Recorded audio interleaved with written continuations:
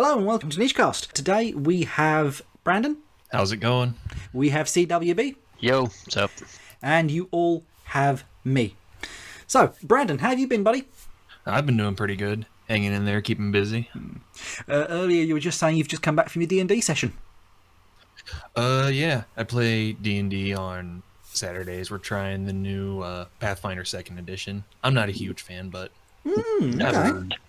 For story reasons or for gameplay reasons? For gameplay reasons. And where do you think you are, CWB? Like, everybody knows it. But Pathfinder 2nd Edition's got like this new 3-action system, and it completely messes up optimizing. Like, if you play D&D 3.5, then you kind of know how to get into stuff, and Pathfinder 2nd Edition just turns all that on its head. Is that to encourage role-playing and sort of, use suboptimal builds, or is that just bad design? I think they're just trying to make it more accessible. Like, I'm sure some people think, like with Dungeons & Dragons 5th Edition, they kind of dumbed things down a little bit. It doesn't make it bad, but there's a lot less depth to it than 3.5. And the same is true for... Kind of makes it more appealing to the entry-level folks. Yeah, exactly. I don't blame them for it, but as someone who's played a lot of tabletop RPGs, I like being able to control things more. I mean, there's a reason more accessible is a dirty word, because so many studios don't do it in a way that they lower the bar rather than make the slope more gradual, if that makes sense. Yeah, I get you. It feels different. I don't blame them for doing it. It makes it different enough to actually be called a new edition. And the first edition's always going to be there. True.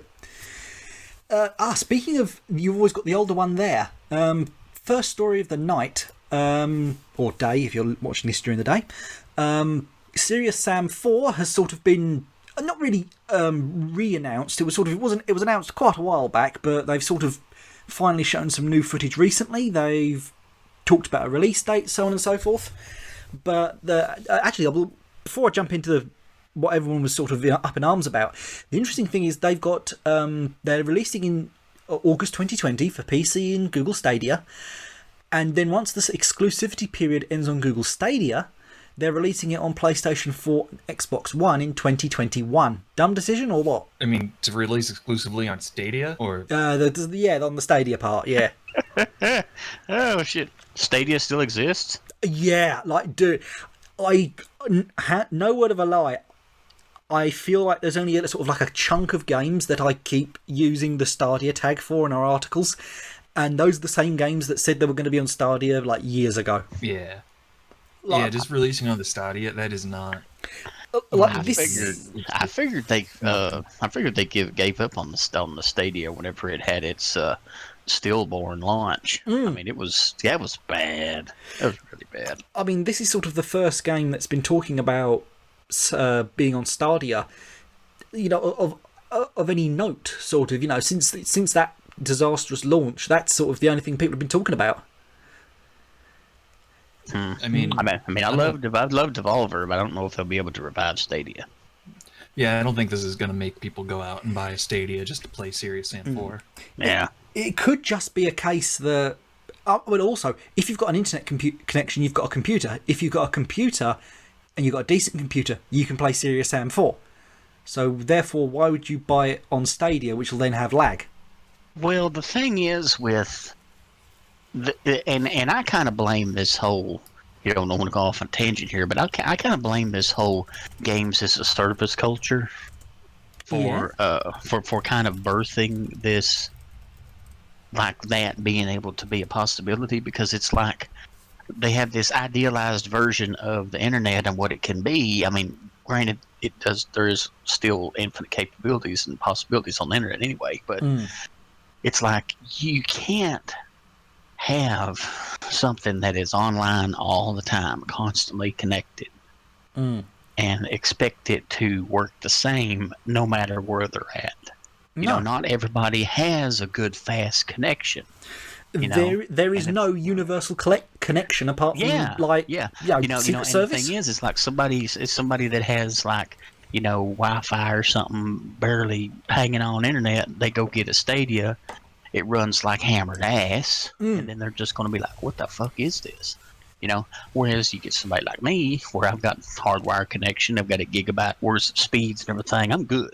If I had a Stadia, I'd be like, yay, cool, okay, this video game, but it's kind of, it defeats the point, is what I'm saying, basically, And again, it's that whole games as a service thing that's kind of creeping into pretty much fucking everywhere. But anyway, that's a whole nother story. Which is bizarre, because MMOs have been games as a service for a while. You get in, you pay once a month, and new content keeps coming out as long as the server's on. Yeah, it's the whole piecemeal thing. It's like, come on, man. I mean, there's also a slim... go ahead. Well, I mean, we were talking about, like, accessibility. That's what I think it comes down to with the Stadia, whatever. With Stadia. You've got people who are into video games who have consoles and don't know the first thing about building a computer. And then, so those people have just like, well, I'll just use the Stadia. I'll just stream from a good computer. That's like its whole selling point. And so I think that's who the Stadia is for. And I'm just going to keep saying Stadia that every single different way every time I say it. So don't worry about that.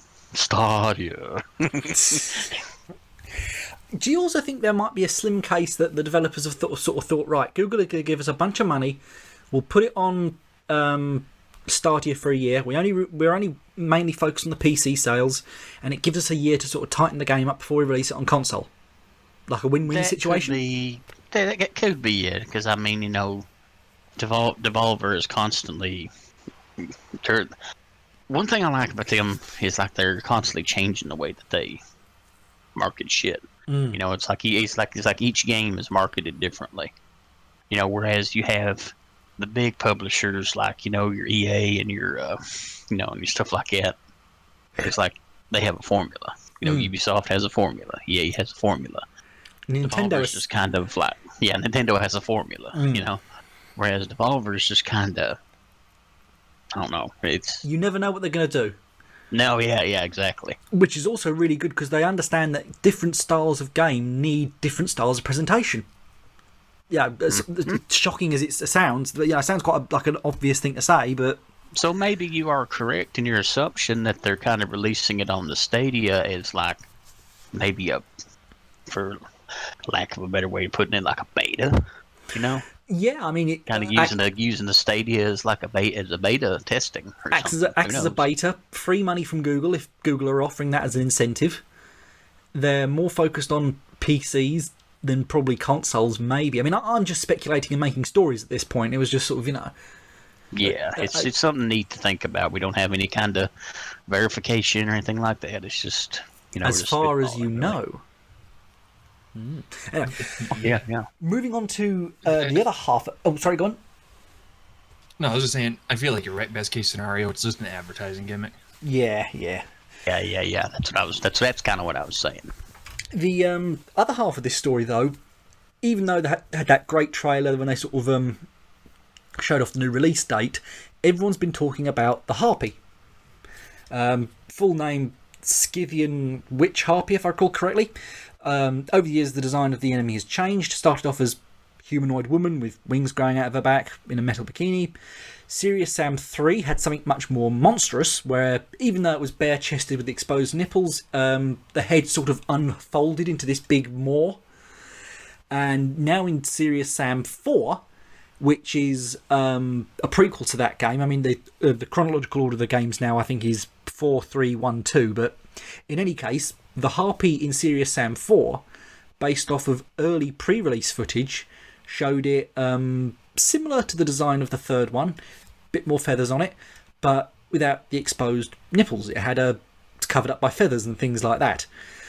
The fans on Steam were sort of discussing about, well, we've seen the Harpy for a split second in this brand new trailer. Is it still censored? Is it, what does it look like? And eventually one of the developers did respond, and they basically sort of said, well, we didn't censor it. That's the new design we're going with. That's what we want to do. And for about 600 posts, I mean, like every time I sort of checked the thread, there was a new post within that day, have been sort of arguing between whether it was censorship, self-censorship, or a genuine design choice by the developers, despite the developers themselves saying the latter. So, I mean, it's a bit of a shit show. Yeah, just a bit. This whole thing is so... politicized, in my opinion. That like even if it is a real design change, like you've been saying, people are arguing about it. You can't prove that they're not caving into external pressure, that they don't have some activist developer at their studio, or if it's really just a genuine change in design philosophy. Yeah. Everybody's going to be cynical about it. Yeah, because it's like it's there's well, over the past couple of years we've been conditioned almost almost as like a Pavlovian almost response to any time something controversial like this is changed in a game or any kind of creative medium. It's like a couple of weeks pass, and then you find out that some random asshole on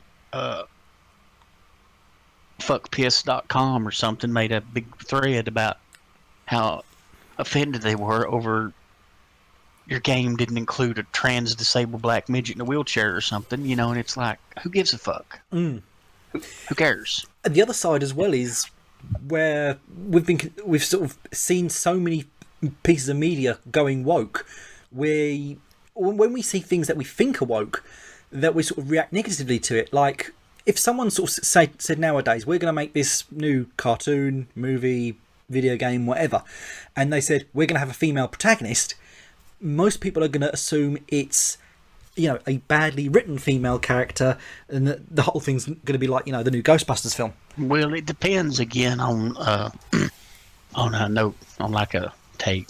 I'm trying to find a word to describe it, but it kind of, what we was talking about with Devolver, it kind of depends on the presentation. Exactly. You know, it's like if we're presented with a piece of creative media that has a female protagonist or something as like the centerpiece, and like everything is surrounding this female, and it's all like ooh, vagina, she has a vagina and she's doing things. It's like, who fucking cares? As long as the story's good and it's a fun game, people will play it. Right. You know? And it's like there's this whole just marketing around the cooch, you know, is what people get really annoyed about. You know? And I'm probably going to be taken out of context for that, but I don't give a fuck. You know, they've tried to cancel us 17 million times at this point. Who cares? People are just sort of a bit scared of, you know, a new piece of media. They're going to have a knee-jerk reaction to this sort of thing. You know, this is a game where you've got lots of violence, lots of blood, lots of gore, lots of crude language and crude humour. And when you see something like this being changed, you sort of, everyone's knee-jerk reaction is it kind of leads you into thinking, what else got changed? You know?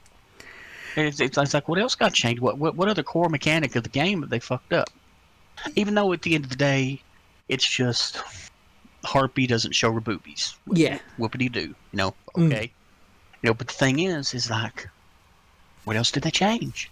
It's like you open up that Pandora's box, you know, and it's like people just start speculating on what else did they change, and then they start looking for things that get changed for like a quality thing, you know, or looking for changes, tweaked or improved or something, you know, like maybe a texture or something gets changed, you know, and it's like people notice that shit, you know, and it's like once you open that conversation, it's hard to put it back in. So. They've already got the doubt in their mind, so irrelevant of what other changes you have or haven't made, they're going to speculate. You know, it's sort of exactly the people who are against militant demands to change media are being made just as militant. You know, if you hang around selfish people, you're going to get sick and tired of it. You're going to become more selfish. It's that same kind of deal. You know, it's the frustration of it all, and I think also it's affecting what people want to create, because I think people are, you know, they're worried about, well, I can't make this character this race because people are going to say I've not done it well enough. Yeah, I've been hearing about that. Kind of a side thing. A few years ago, one or two, that was actually an issue in young adult fiction, because I follow a lot of literature news, and young adult authors were saying, I'm hesitant to make a character this way because I don't want to be called out for doing it incorrectly. I mean, that's sort of just tragic. I mean, just like, you know, you shouldn't. I mean, let's take Final Fantasy VII Remake. It stifles creativity. Yes, that's the most important thing. I mean, Final Fantasy VII Remake just came out recently. Nobody reasonable had any issue with that. You know, you've got Oh no. a fantastic cast. I mean, the voice actor for Barrett, absolutely fantastic. There was like also a big to do on, guess where, Reset Era a few weeks ago, where they sort of said, you know, Barrett was a negative stereotype.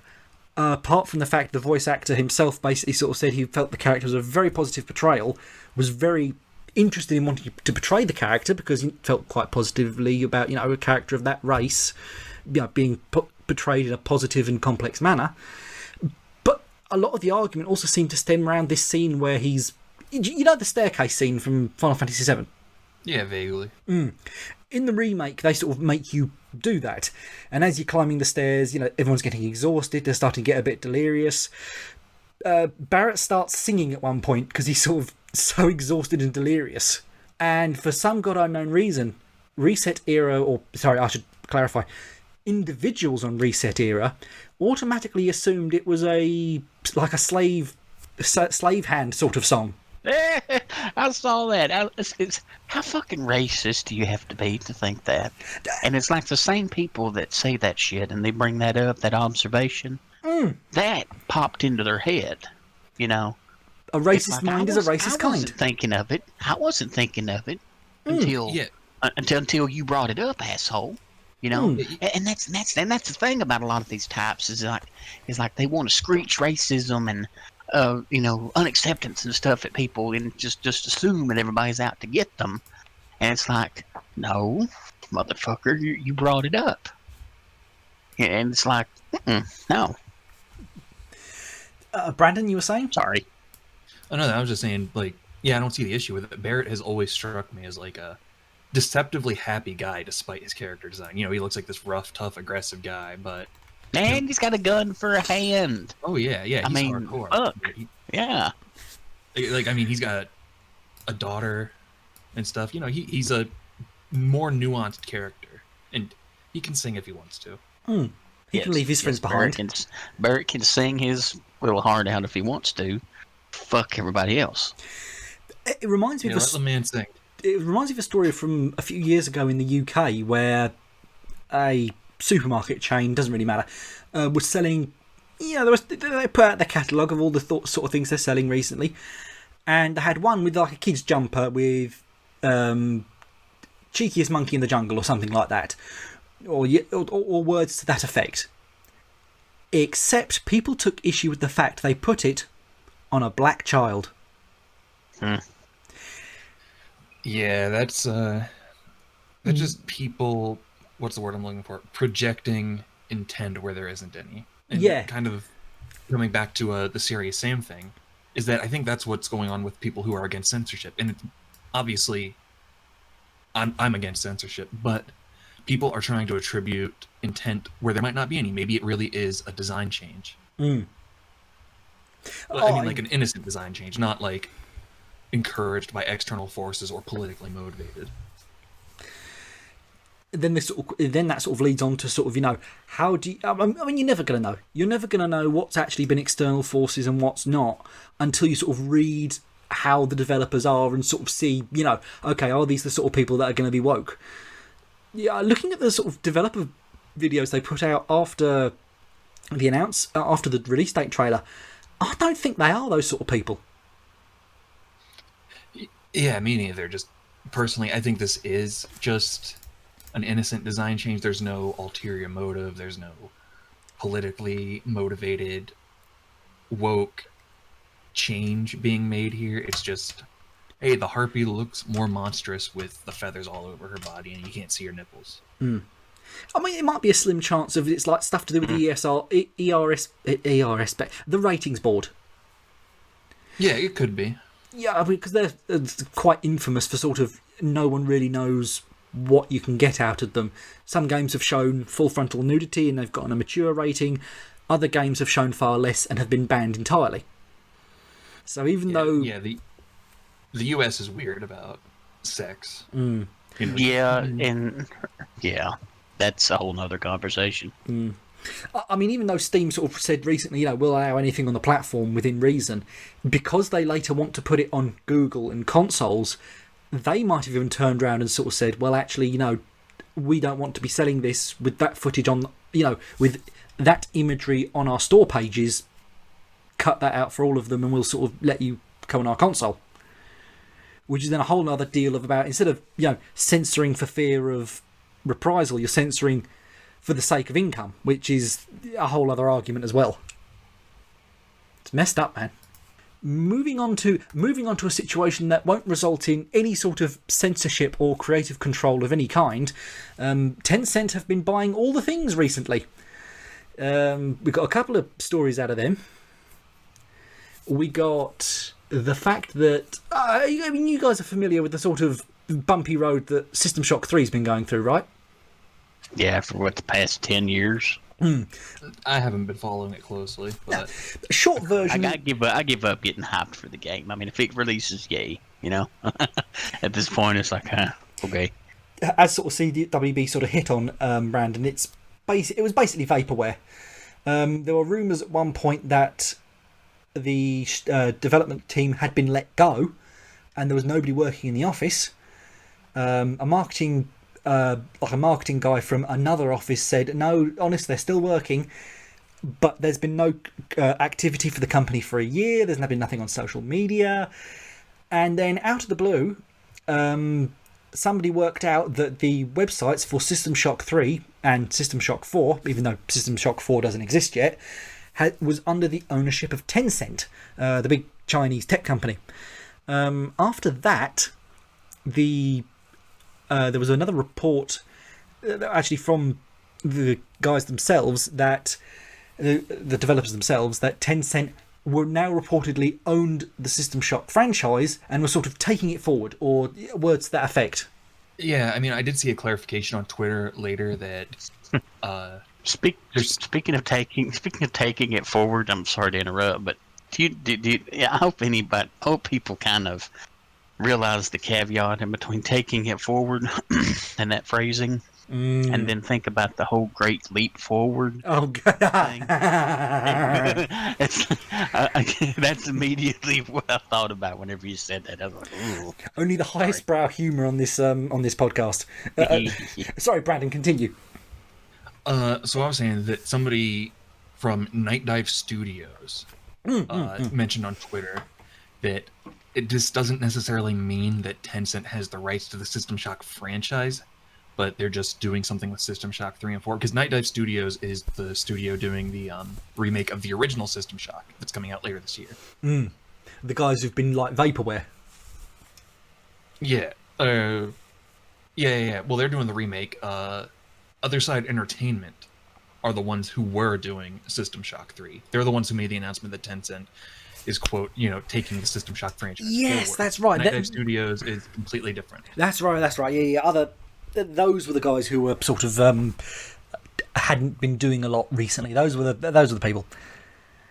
So I mean, Night Dive Studios is still working on the remake. It almost sounds like, I mean, it sounds like Other Side. They're not there. They're gone, basically, from how little they've been doing. And it sounds like Tencent, they're going to do stuff with the franchise now. They're probably going to run it forward.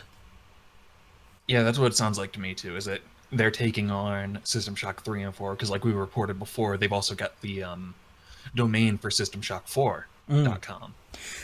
I mean, talk about future-proofing. They might be doing something. Yeah. I mean, companies like copyright names and terms all the time to sort of stop other people doing it, basically. But even so, I mean, Tencent and everything. I mean, they've got a big chunk of Epic, which means they've got a bit of the Unreal Engine, which means every game that uses the Unreal Engine gives a little bit to Tencent, ultimately. Exactly. And the thing is that kind of creeps me out about all that is, like, think about it. Okay. Look at TikTok. Okay. That app. That's like the Chinese version of Vine, basically. Recently, well, not so much recently, it's like it's been pretty much common knowledge. TikTok takes your personal information that you put into that app, and they send it to the Communist Party of China. And the thing is, allegedly. Do what? Just clarifying for our readers and any lawyers listening, allegedly. Well, yeah, allegedly. But, but it's like, then you have Tencent funneling money into Unreal Engine and everything, by proxy, by owning a stake in Epic. It's like, I don't want to fund the CCP. I'm sorry. I know it's probably me being paranoid, but it's like, no. Well, I mean, especially after the recent couple of months and everything that we found out, probably I'm being again paranoid, but no, sorry. I mean, anything China related, I'm side-eyeing at this point.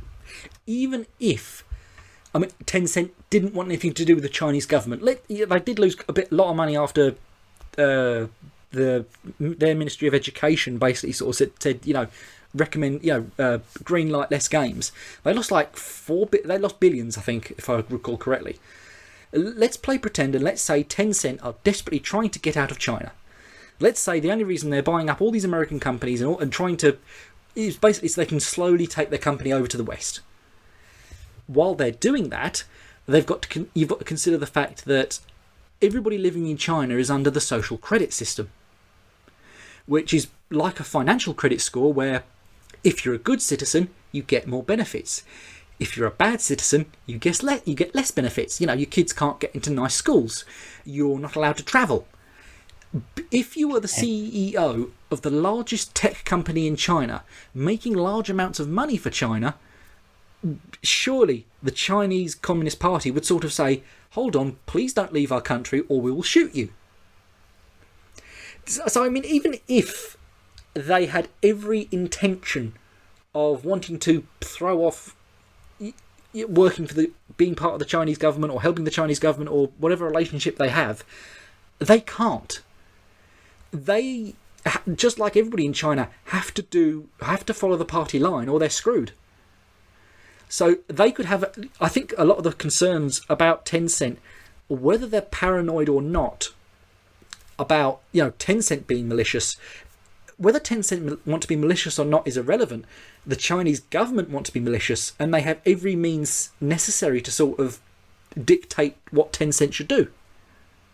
The thing is that's scary about that whole situation is like people don't realize how far the tendrils of the CCP go.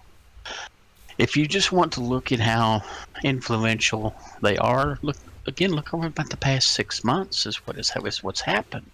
Well, look at the last few weeks with Hong Kong. The suppression of information, the disappearing of people. It's creepy if you think about it.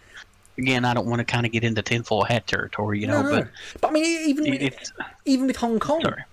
Recently with Hong Kong, they sort of found all the politicians in there who were sort of pro Hong Kong, anti-Chinese government. Boy, speaking of creepy, that was a creepy video.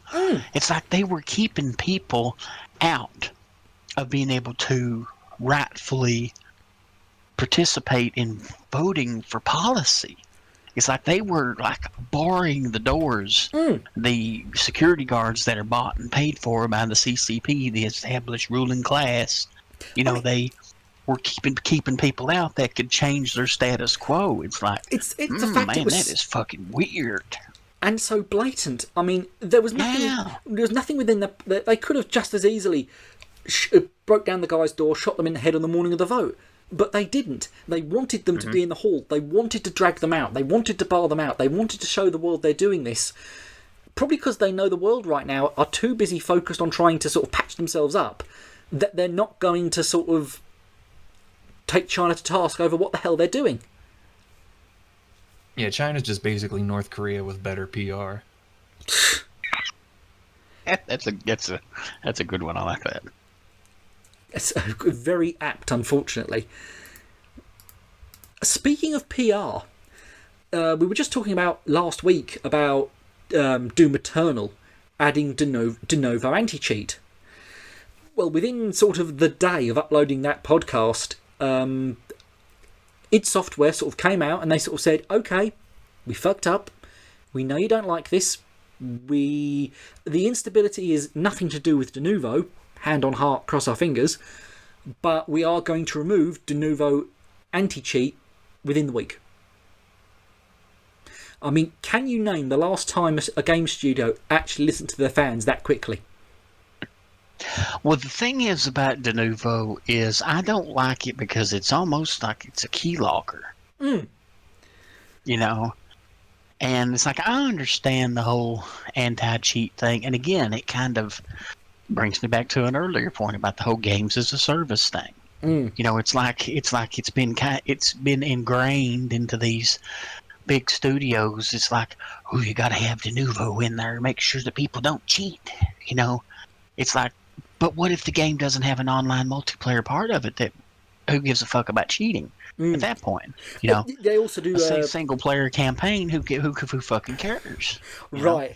But I think also in their apology letter they sort of said whatever anti-cheat system they use in the future, they're going to look of doing it in a way that it doesn't interfere with the single player, or the single player will be separate from the multiplayer, or some function like that. Well, Denuvo, the way that it seems to work is it's like it loads up a shadow copy of the game almost, and it's like you have two copies of the same fucking game running. Which probably explains why it sort of grinds to a halt when you run a sort of Denuvo product. Yeah. And it's like, and again, I'm probably speaking out of my wheelhouse, because I'm not a coder, I'm not a fucking whatever, but it just seems that way. Again, I'm big on picking up perception, and like perceiving, noticing trends and stuff, which is kind of why I do what I do with social media, and it's like, that's the general feel that I get of people's core issue is with Denuvo is it's like, it just makes your fucking hardware run like shit. On top of, again, being almost a keylogger that it's like it tracking what you're doing. It's like, no, fuck you. I don't want nobody tracking at my every move. Fuck you. I mean, a few weeks ago, there was also Riot Games' sort of anti-cheat software in Valorant, where, just like the Denuvo anti-cheat, it was installed at the kernel level. Short version of that is, a kernel is basically one of the highest points of the computer. If you install a program at that level, it has access to the entire system. Because if you run anti-cheat software at a certain level, you're only cutting out the software that doesn't go a level deeper or higher. But and who's to stop that anti-cheat software from fucking with your other features on your computer? Exactly. This is what people were worried about. That's why a lot of people had issues with the whole kernel level installation anyway. It's like, what if this program decides to go haywire or something? Somebody comes up with some super AIDS version of a virus and comes in there and makes the program, I don't know, set your computer on fire. This is a slight exaggeration, but that's exactly what people were worried about. They were worried about the idea of hackers, sort of, if they could then somehow work out how to manipulate the anti-cheat software, they would then have access to your entire computer system. Yeah, and not only that, but I mean, we were talking about China just a little bit ago. I mean, Tencent owns Riot Games, yeah. So giving Tencent access to the kernel level of your computer. Yeah, and not a piece of Riot Games. Tencent 100% owns Riot Games. Like, they're full owners. They sort of swore blind that no, it's fine. I mean, even in their apology letter, even in their statement, they said, no, we're not going to look at your playlist on your computer. And it's like, well, no, you can't play it off as all laughy jokey when it's something that serious. It's people's privacy, it's people's livelihoods, it's people's right to know that their computer is safe. Yeah, and the whole thing about a statement is that there's nothing binding about that statement. They're saying, oh, we're not going to look at this, you all are overreacting, and it doesn't change the fact that you're giving them access to that information, regardless of whether they want to use it. They have access to it if they ever do. I mean, in terms of I still don't trust them. In terms of programming, software does have a crazy amount of what it can see on your computer. But unless it's a trusted company, and I think if, again, as we were referring to earlier, if you have a little bit of suspicion, it's hard not to let that roll away, especially if you start seeing other red flags. Actually, now I think about it, red flag might be a very apt metaphor in this situation. Nice. Yeah.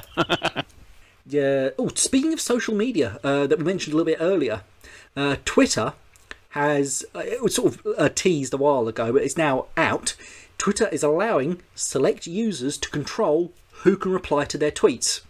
This works by the case of you craft a tweet, you then can either set it so that only people you follow can respond to it, or that only people you've mentioned in that tweet can respond to it. Sort of like an open direct message. Now, I think obviously this is social media, so I think we should speak to our expert on social media. Brandon, what do you think? I think you mean CWB. That's the joke. Oh. I do want to say what I think, though. I think we should just take all our tweets and make it so only Elon Musk can reply to us. No complaints here. If the account gets that feature, that's going to be one of my shit posts. You gave me an idea for a shit post. Thank you.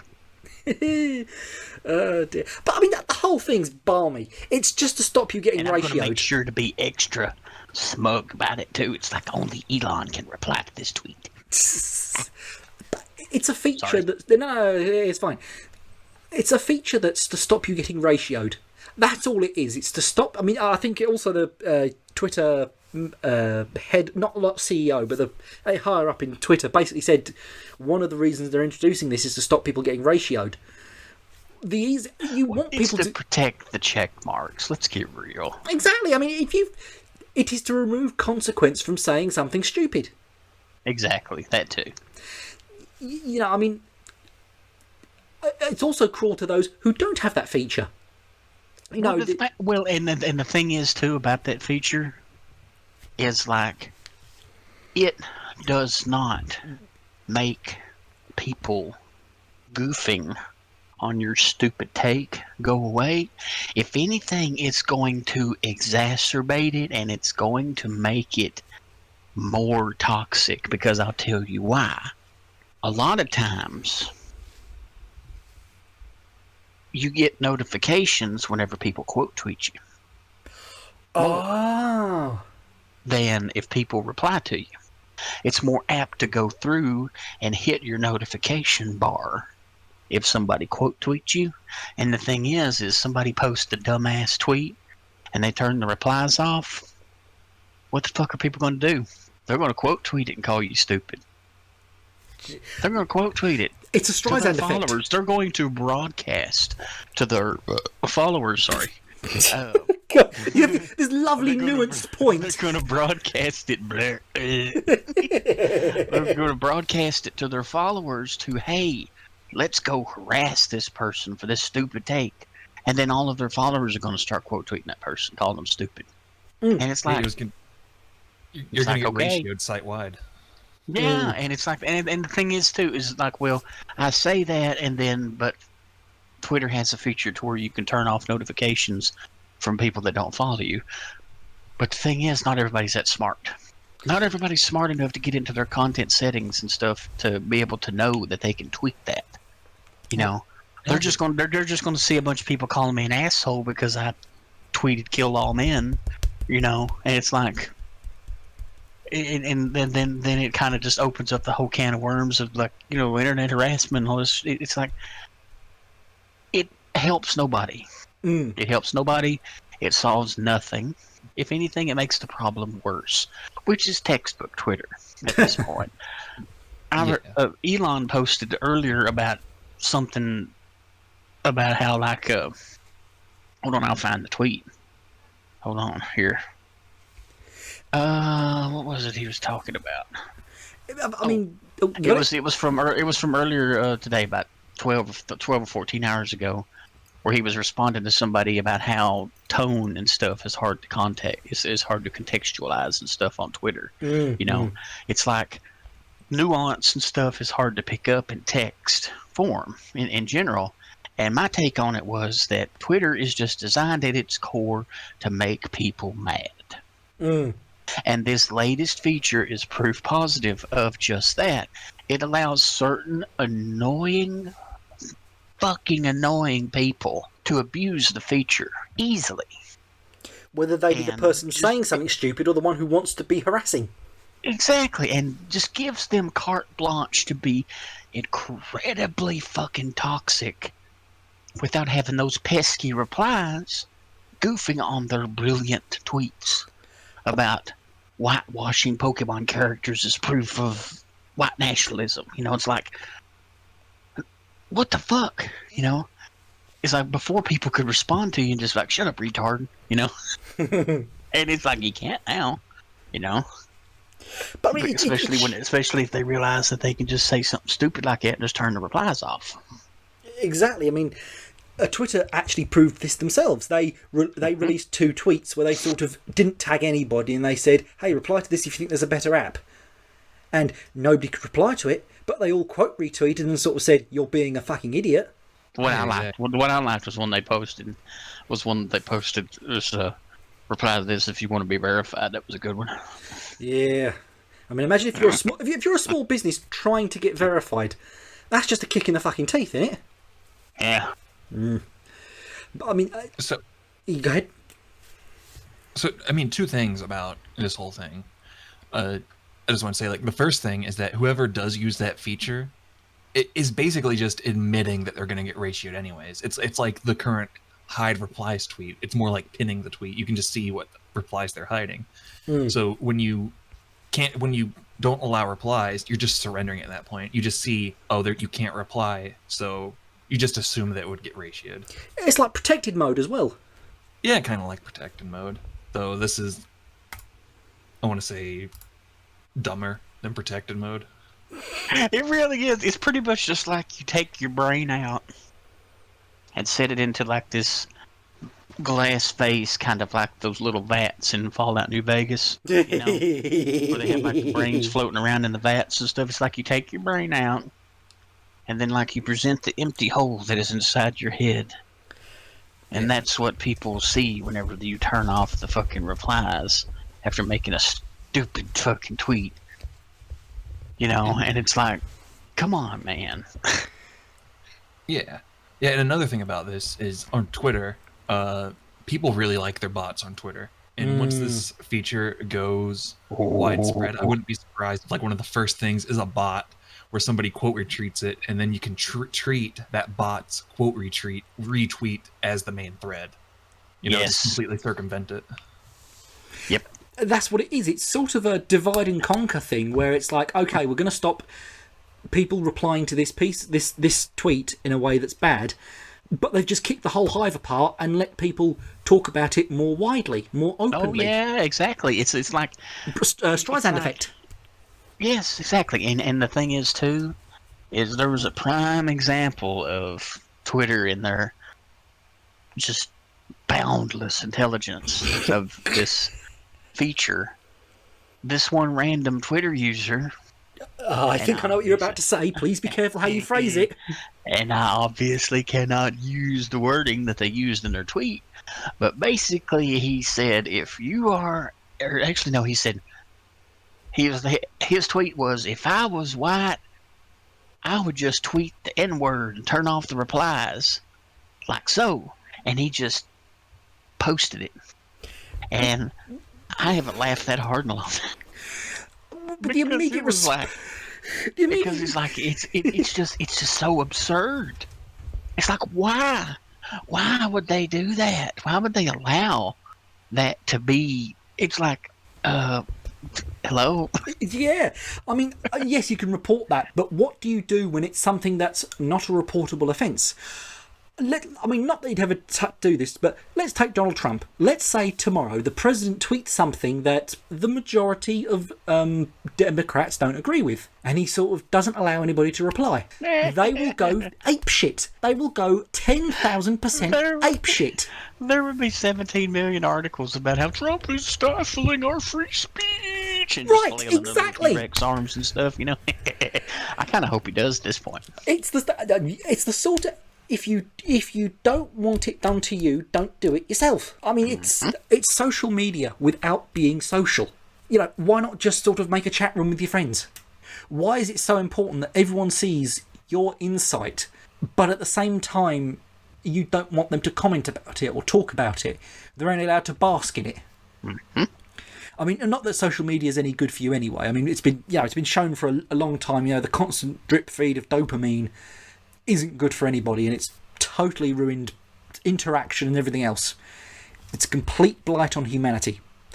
please follow Niche Gamer at twitter.com/Niche Gamer. Brilliant plug. Smooth.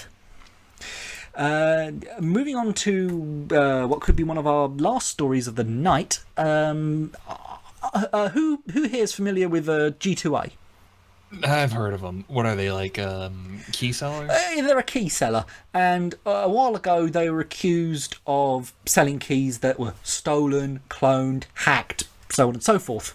So what would happen is if you bought one of these quote-unquote bad keys from them, and then you played it for a few hours, then you realised, oh, hold on, the company's restricted my access to this key because they think I've stolen the key. Oh, well, that's really bad. I'm going to charge back the purchase on the credit card. Except the chargeback doesn't go to G2A, the chargeback goes to the developer themselves. So they end up losing money because people are charging back for a game that they never bought in the first place, or a game that has been sold massively undercut. Well, after that, G2A basically said, okay, we know that's a really big problem, we want to show we're legit. If anybody wants to take us up on this offer, if you can prove that, our platform has been used to sell keys that are illegitimate, let us know and we'll reimburse you for the cost of the chargeback tenfold. Well, one company has actually accepted that. The guys behind Factorio have sort of said, yep, we believe that you have sold nearly 200, the term they used was illegitimate keys. We've sold nearly 200 illegitimate keys. The pair of them discussed it together. They did an internal investigation. They said, yep, okay, we think you've, out of the 600 keys that you think that are out there, 200 that were sold through us. We're going to repay you about an estimated $39,000. Huh.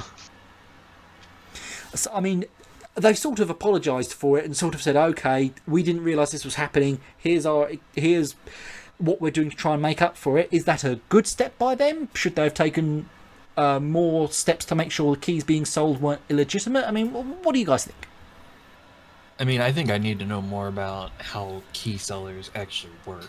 I try not to use them just because I've heard about these kinds of situations where the keys are illegitimate, and I got a lot of games on my Steam account. I don't want to throw up an illegitimate key and then lose access to all my games. And I mean, that's a whole nother conversation about whether you own digital games. But Well, but I don't know if people are aware, but I used to do video game tech support on top of my whole social media stuff. And we had a rash of companies that was selling keys and stuff like that you could redeem on your accounts, and people couldn't get what they paid for that they thought that they legitimately paid for, because these key selling companies were buying these cheap keys in Brazil, Chile, random South American countries that were able to sell them cheaper than the US dollars and the pounds and stuff, because what they were doing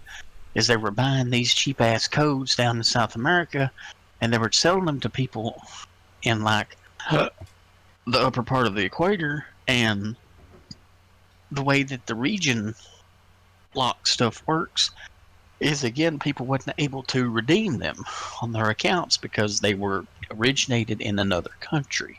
And that just really opened up a whole can of worms that made it just really awkward to try to help these folks, because it's yeah, you technically did give us the money for that product, but you screwed you us. don't live in Chile. Yeah. It's you're in Indiana, you don't live in Ecuador. That's one of the things G2A have been accused of, were accused of, funnily enough. The fact it was reselling keys from foreign countries, people getting their hands on illegitimate keys, whether it be through cloning or hacking or theft even. I mean, several other places have reported that that the 200 keys were stolen, but all the Factorio devs said was that it was illegitimate, which... I mean, it's like potato, but I mean, there are other ways to sort of get those keys. Mm-hmm. I mean, yeah, and then that kind of leads me back to my earlier point of, it wasn't just them doing it. So, I want to kind of throw that out there, because again, I'm going by my personal experience.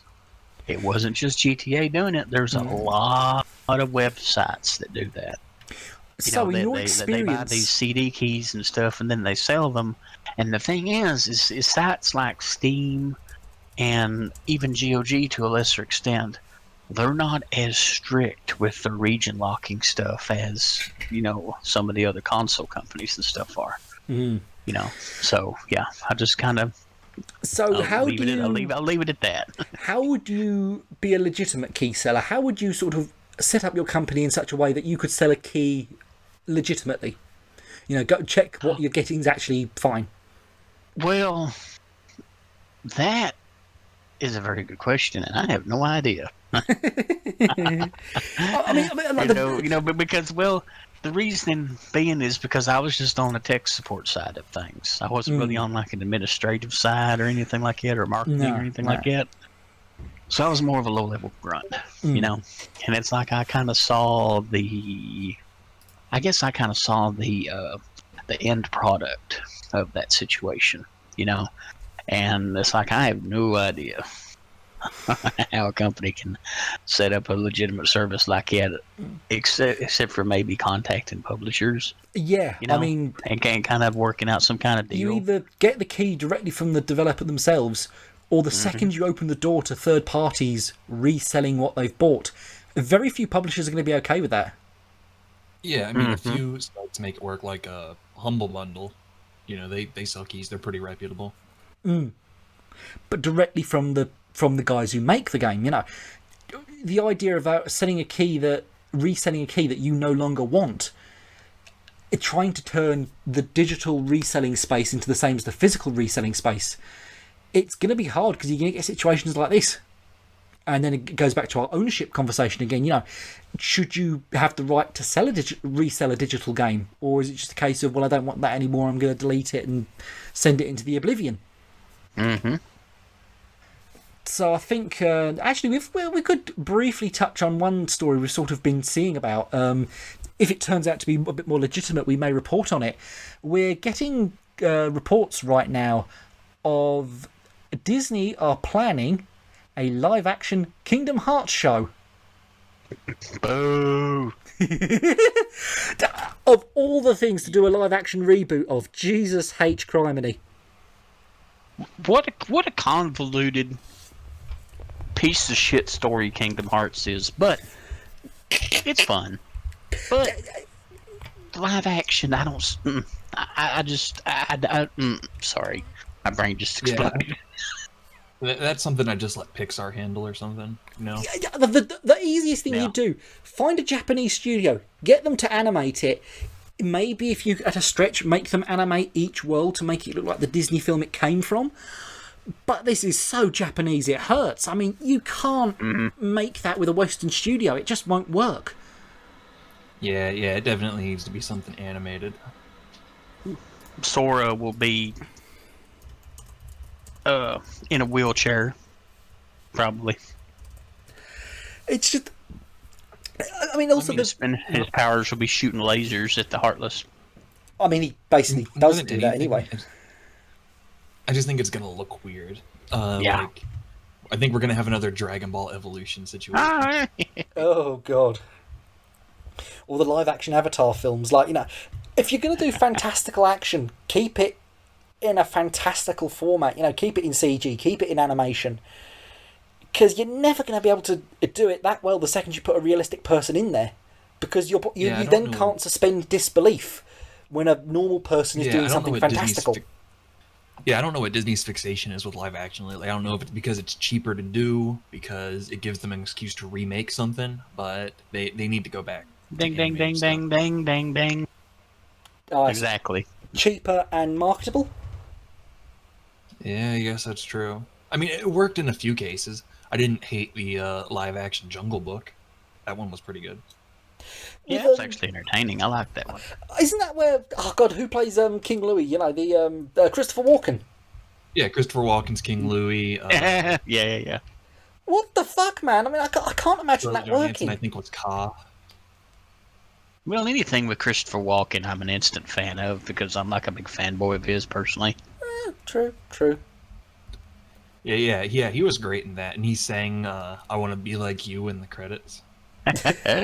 Only in the credits. Oh, That's cool. All I know about like the Disney live action reboots is sort of like they had Jasmine beatboxing at one point. I've seen a screen cap of that, and Yeah, I think it says something that Jungle Book was like one of the first live action remakes they did, and then the quality just dropped sharply with Aladdin, Lion King, Mulan.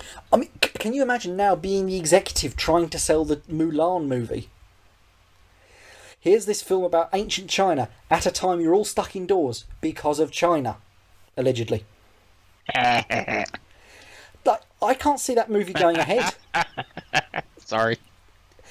I mean, they already made it, didn't they? And they just canceled the release because of the virus. That's what they said, yes, but who knows? I mean, there were going to be reshoots anyway, but this is...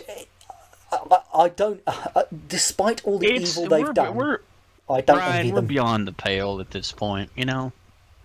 I mean, it's just... Everything's just... It's like everything is just turned into like a big, long, elaborate troll. You know? And it all started in the election, or when that gorilla got shot, arguably. Yeah, whenever Harambe got shot, yes. That's where it all started, was whenever Harambe got shot. I do want to point out to everybody listening that in 5 days, on the 28th of May, is the anniversary of Harambe getting shot. For anybody who celebrates. Oh, God. Oh. I mean, it has been a wild, like, couple of decades and a few years after, hasn't it? I mean, people are going to look back at this and laugh. This is going to be like the history trivia sort of year, like you get with other sort of history things to talk about. You know, oh, this century, this guy managed to survive by drinking poison 10 times and then couldn't take his own life in the end. And then you've got... Yeah. Oh, no, you were saying? I'm just going... And then you've got the fact that I think like the Library of Congress are storing every single tweet Donald Trump is making. Well, yeah, because they're like, I think they're treating them like official missives from the executive in chief. Oh, God Almighty! Yeah, commander in chief. Well, if nothing else, we can at least laugh at the next Netflix live action animes they're doing soon. I mean, they're doing One Piece soon, if I recall correctly. I think I heard about One Piece. One thing I'm looking forward to is I heard they're doing a Final Fantasy XIV live action series.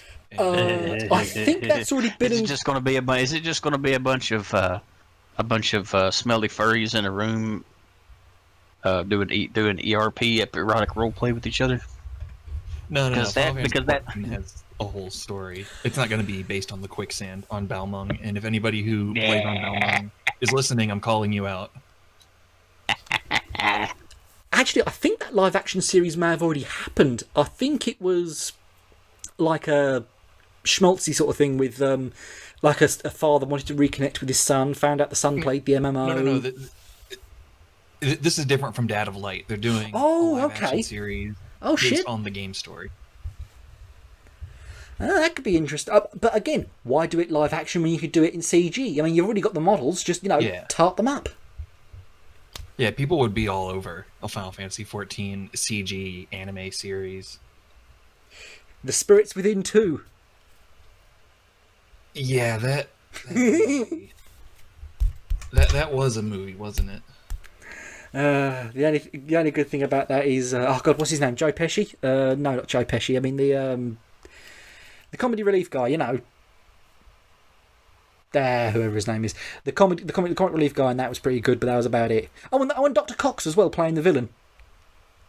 No. The only good thing about that movie was if you had the DVD and the special features, there was them doing the Thriller dance. They had like all the models from the movie doing the Thriller dance.